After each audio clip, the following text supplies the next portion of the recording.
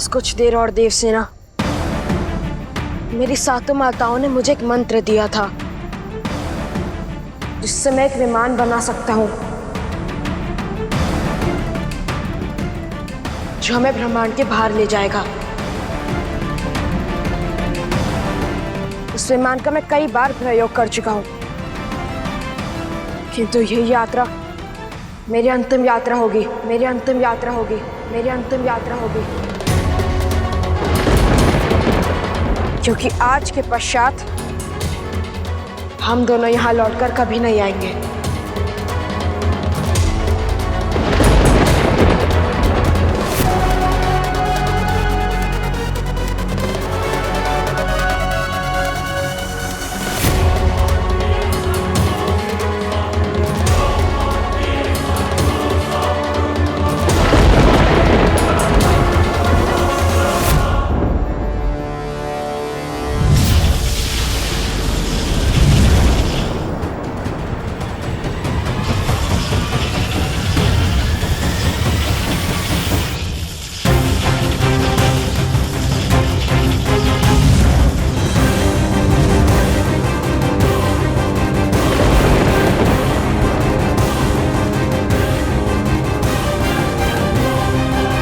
चलो देवसेना।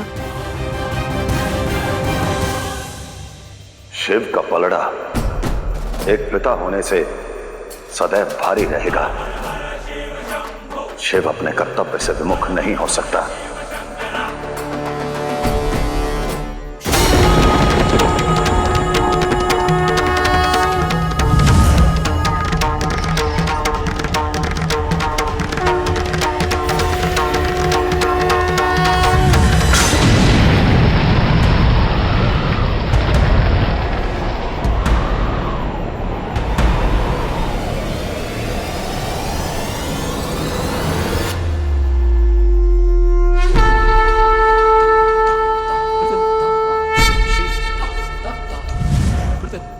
महादेव,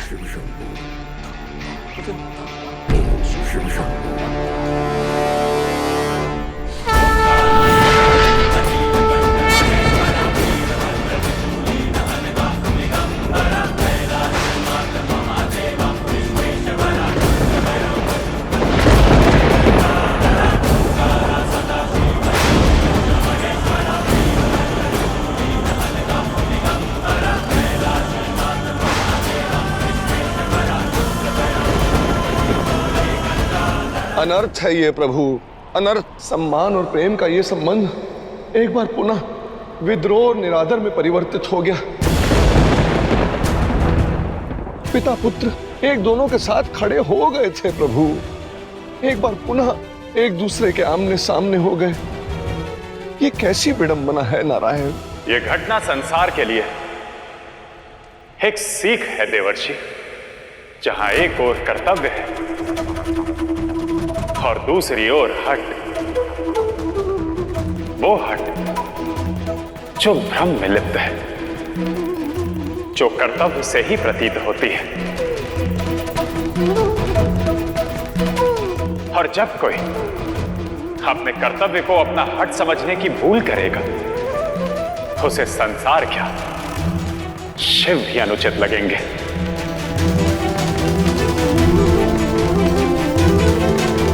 शनिदेव के प्रभाव में आकर कार्तिकेय भी यही कर रहे हैं। जो शत्रुता, जो द्वेष मन में था, आज वो आचरण में ही गया।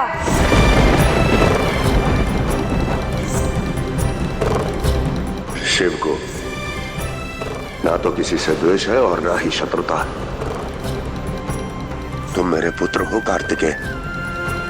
भला एक पिता को अपने पुत्र से शत्रुता कैसे हो सकती है? बात मित्रता की करते हैं और व्यवहार शत्रुओं के भांति।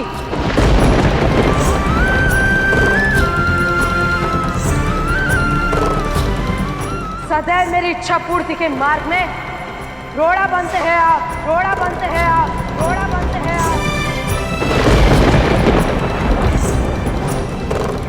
किंतु आज आपका कोई भी उद्देश्य सफल नहीं होगा। कार्तिकेय, यदि उद्देश्य उचित होता है तो वो अवश्य सफल होता है पुत्र। इसी क्षण देवसेना को लेकर स्वर्ग लोक लौट जाओ। देवराज इंद्र को उनकी पुत्री सौंप दो, वो भी ससम्मान।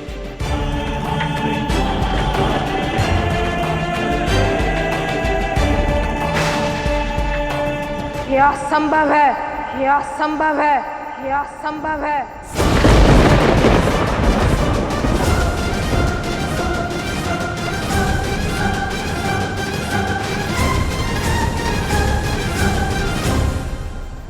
महादेव, प्रेम का पुष्प तो मेरे मन में भी खिला है।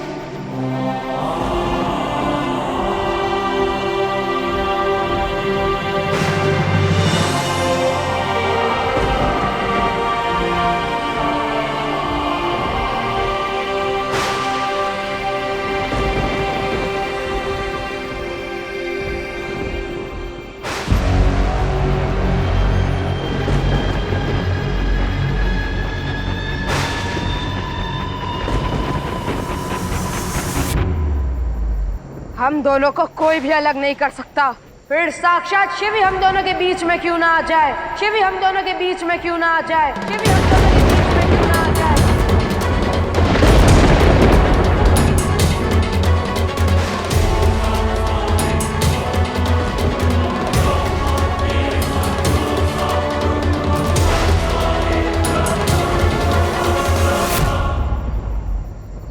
शक्ति से प्रेम करने वाला शिव दो प्रेमियों को भला कैसे भिन्न कर सकता है?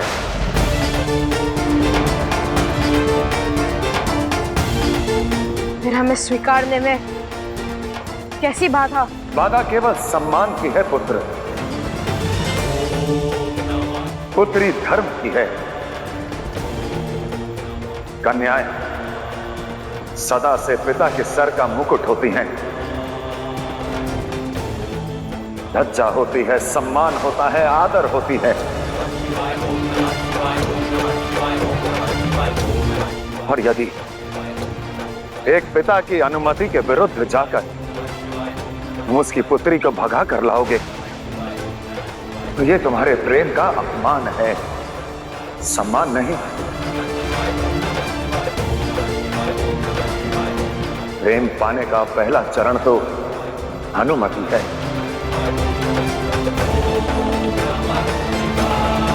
घर लौट चलो पुत्र, उचित समय देख देवराज इंद्र से बात कर, मैं तुम्हारा विवाह करवाऊंगा, मैं तुम्हारा विवाह करवाऊंगा, मैं तुम्हारा विवाह करवाऊंगा। संसार सारम भुजगेन्द्रहारम सदा वसंतम हृदयारविंदे भवं भवामि सहितं नमामि।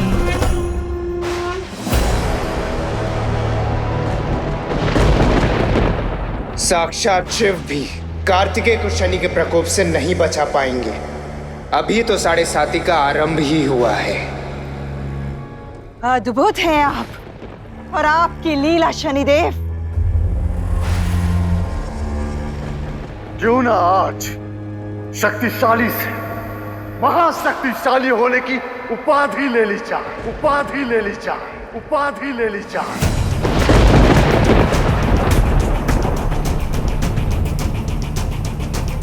अवसर अच्छा है शनिदेव।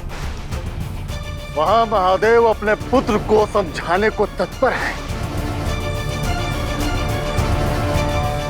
और यहां आप ऐसा पासा फेंकिए कि वो कुछ समझ ही न पाए, समझ ही न पाए, समझ ही न पाए।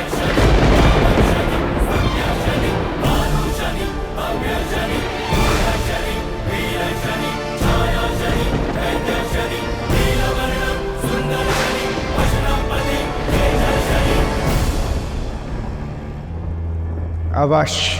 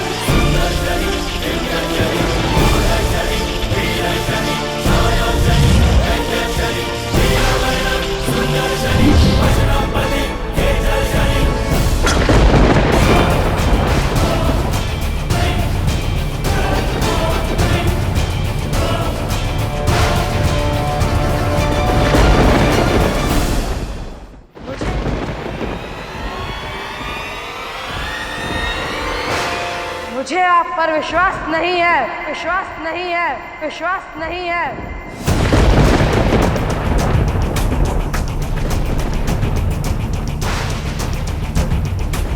और ना ही मुझे मेरे पिता इंद्रदेव पर विश्वास है। इसलिए हमारा निर्णय अटल है।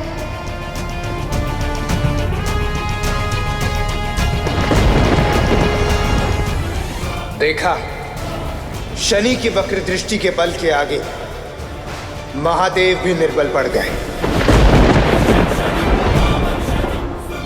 अपने ही पुत्र को बचाने में असमर्थ है।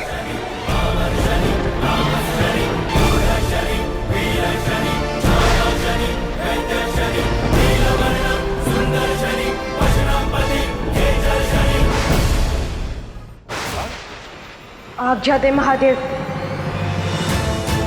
हमें यहाँ से जाना होगा।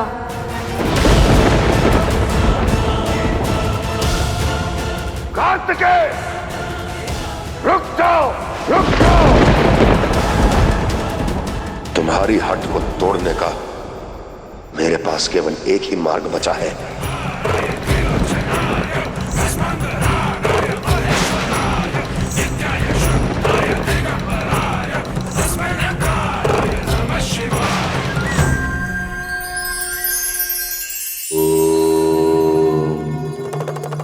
इस संसार में दो प्रकार के व्यक्ति होते हैं, भले और बुरे। हमारे व्यवहार पर समय का बहुत गहरा प्रभाव पड़ता है।